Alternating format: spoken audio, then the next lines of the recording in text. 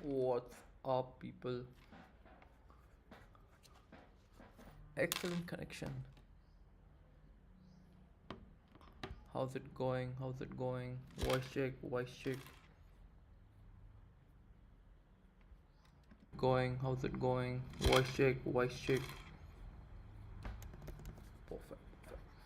Going, how's it going? Voice check, voice check. Let's see how things are going. Holy shit. Holy shit. Holy shit. Holy shit, bro. मला माहित पण नाही मी position कधी खोलल्या. Damn. I should have remembered. Market is going down, man. Crazy. Insane.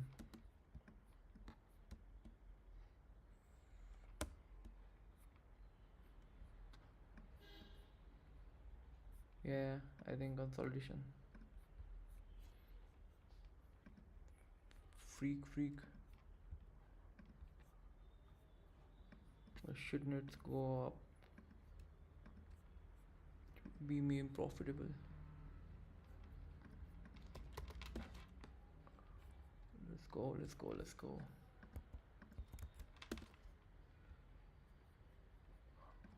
Let's go. Let's go. Let's go. Let's go. Let's go. Let's go. One on.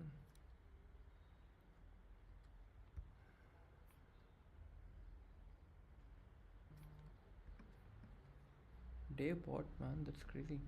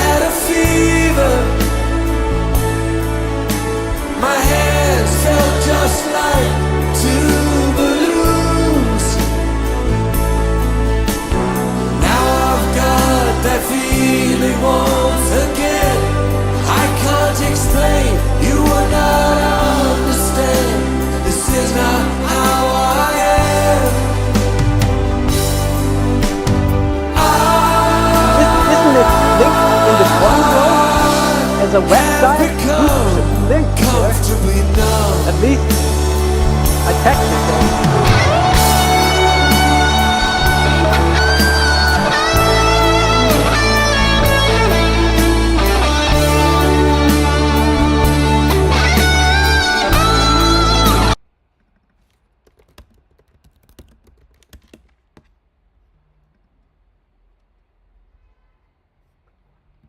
Freak, man.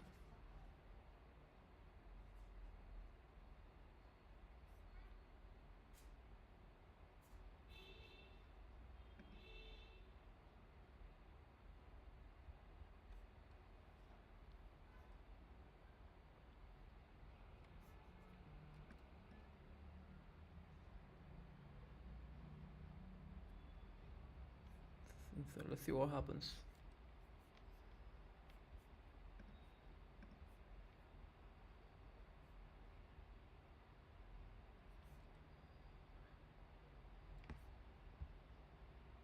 I have like $1 billion in Bitcoin. I log in 2 or 3 times a year. I sell $100 million, and then I go back on my yacht, like in the south of France, like fuck off for another 6 months. That's just like, there's like some real sickos out there. Oh yeah. And you've met some of these guys? Yeah, I like occasionally, I live in Vegas. I'll occasionally run into one of these people where they're just like, oh, this person's like a crypto guy. You should talk to him, Tom. I'm like, hey, I talked to him, and I'm like, they don't really know anything. And then they're like, oh no, that person that person bought like $5 million of coin in like 2010. They don't know anything about it, but you know, they can go buy the Palazzo across the street. And I'm like, oh, okay. One of those guys, yeah. I have like $1 billion in Bitcoin. I log in 2 or 3 times a year. Man, I really want to follow this guy, the thread guy, right?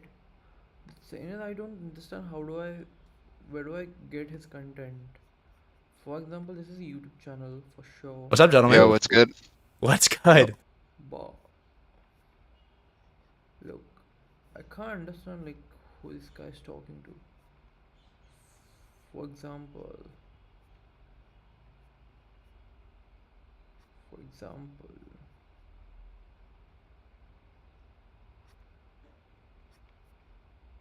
that's insane, man. This is like videos in like a month.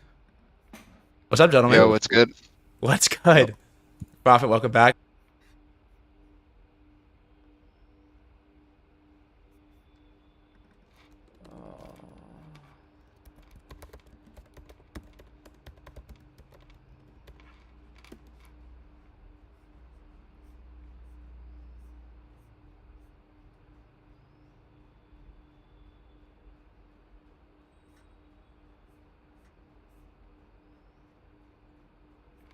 Man, I want to see this video. I have like $1 billion in Bitcoin. I log in 2 or 3 times a year. I sell $100 million, and then I go back on my yacht, like in the south of France, like fuck off for another 6 months. There's like some real sickos out there. Oh.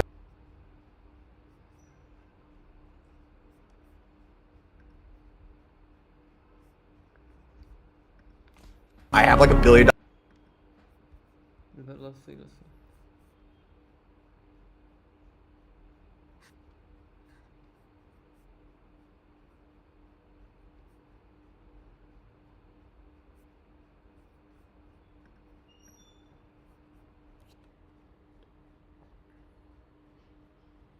I think we're gonna lose this trade of the world.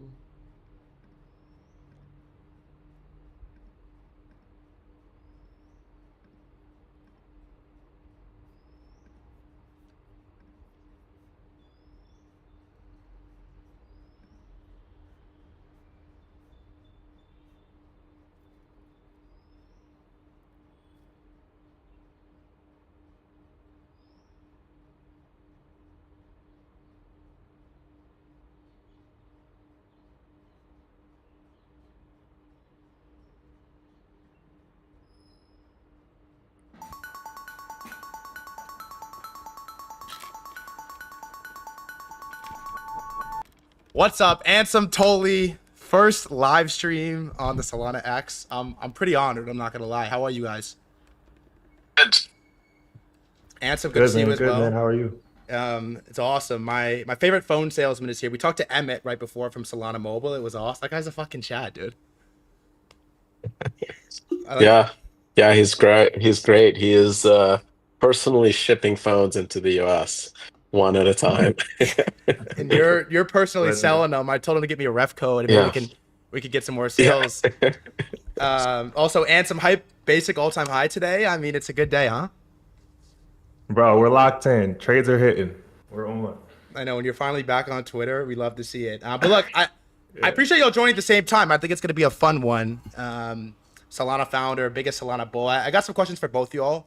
I guess totally to start with you and to sort of set the stage. Also, you had some banger tweet. I'm still going through that riddle in my head. I'm not entirely sure. It's a joke. It's not a riddle. I'm like on ChatGPT, like, what the fuck is this guy talking about? Like, I'm like asking people and shit. I want to ask you, like, to set the stage, what are you most excited about in regards to Solana right now? You could go from a technical perspective and an ecosystem-wide perspective. Just like set the stage a little bit. Yeah, I think what's exciting on the technical side on the L1 is Alpenglow and like kind of getting a new state-of-the-art consensus mechanism out there that can get us to, 150 millisecond blocks. So like this is the IBRL is reducing latency part.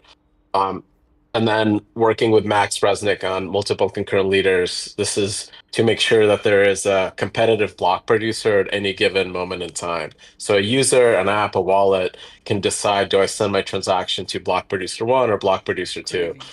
Um, so we've done a lot of work to kind of reduce the amount of spread that is eaten up by sandwiching by kind of these adversarial participants on the network, and it went from 5 basis points last year, and like by we I mean the ecosystem, the wallet providers, the AMM developers, all those folks have now reduced it to sub zero point 0.2 basis points, which is crazy how efficient things have gotten. But the faster we can make the network, the shorter the blocks, the more concurrent block producers, the better everything gets, and those spreads will tighten. Um, Ultimately, this bleeds into I'm bored of this.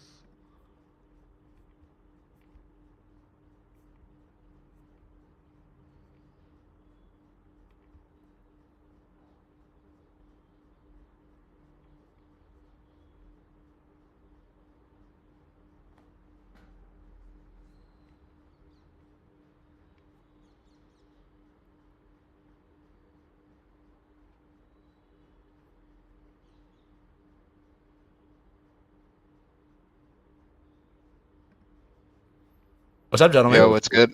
What's good?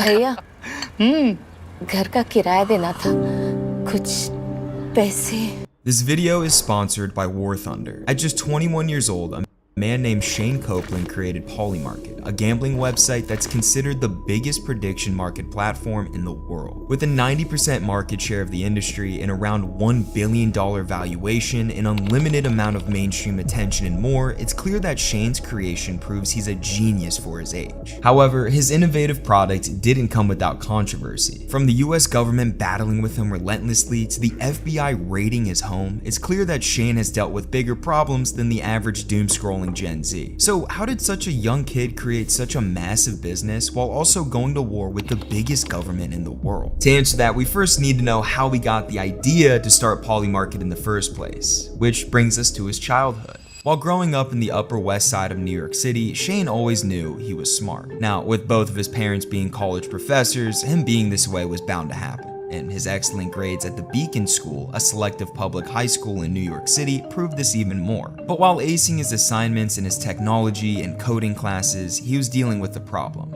He couldn't pay attention in class. Even with his crippling caffeine use, his friends recalled Shane constantly being bored in school and daydreaming all day, claiming that nothing was a challenge or exciting to him. His teachers noticed this too when his grades started to slip throughout the first couple of years, and as a result, put him in a special ed program for students with learning disabilities. So this is, I mean, very honestly, this is like very need to have that thing to, if you really want to get big in life, and that's why most people who failed in school tend to be big in life. Well, that seems like a pretty big step to take, but Shane didn't really care. What he did care about was what he was dreaming about. Making bread. You see, Shane was surrounded by wealth at the Beacon School, but didn't grow up particularly wealthy. It didn't really matter to him that he got a nearly perfect ACT score. All he could fixate on was his itch to be well off like his peers. And within his racing thoughts of becoming the next Zuck, he discovered his love of the world of entrepreneurship. The idea of making money by carving out his own path got him excited again, and he wasted no time diving into whatever side hustle he could to build some wealth. His new ventures ranged from innocently trading tech decks with YouTubers to illegally downloading music on file-sharing sites like BitTorrent. He also became well-versed in everything finance. He was a regular at the school's stock market club and also bought $150 worth of Ethereum when it first went on sale in 2014, which, by the way, if he held, would have been worth more than $1 million today.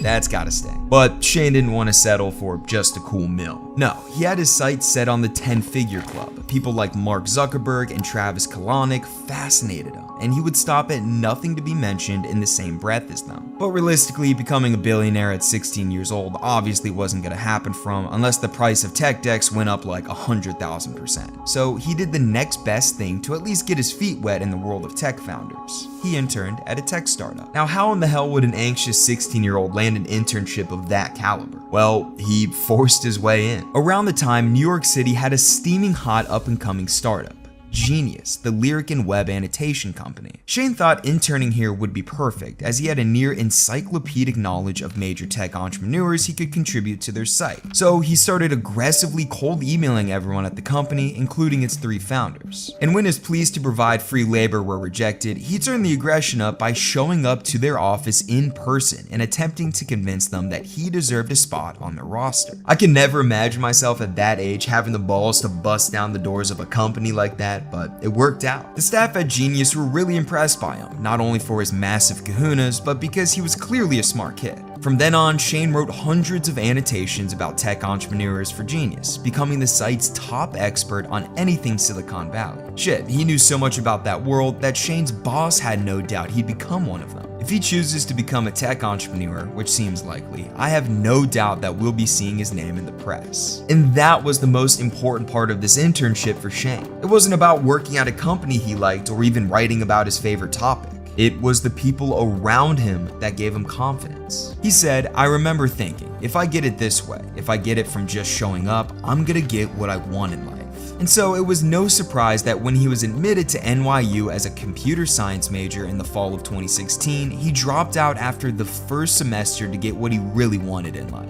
But there was one problem. He didn't know how he was gonna get it. But before we learn how Shane figured that out, I want to thank the sponsor of today's video, Detailed Vehicles, for all types of war machines. Pick it out for free, use it with multiple. Now that Shane wanted to become wealthy like the tech CEOs he looked up to, but he didn't have billion-dollar ideas like Facebook or Uber. So he turned to an industry that he'd been familiar with since he was in high school, crypto. And he came in at just the right time. Crypto was on a historic tear in early 2017, right when he dropped out of NYU. He quickly capitalized on the bull run by mining Litecoin and trading meme coins like Doge, resulting in a balance in the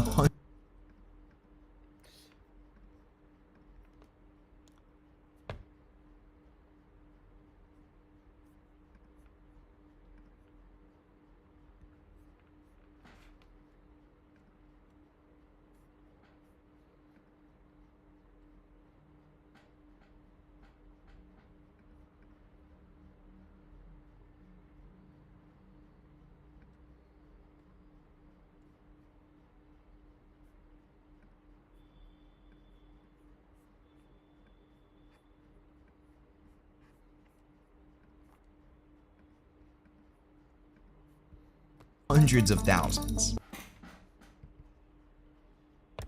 Well, that's gotta be the easiest money I've ever seen anyone make. But as we know by now, Shane wasn't going to settle for a measly few $100,000. Instead, he continued to be heavily involved in the world of cryptocurrency, partying with crypto bros and other up-and-coming entrepreneurs. He quickly developed a reputation of being an ultra-confident guy, someone who could will his way into anywhere, like exclusive clubs with egregiously long lines, and more importantly, other people's crypto projects. However, while working with his fellow Patagonia fleece vest brethren, he noticed a common trend with a lot of their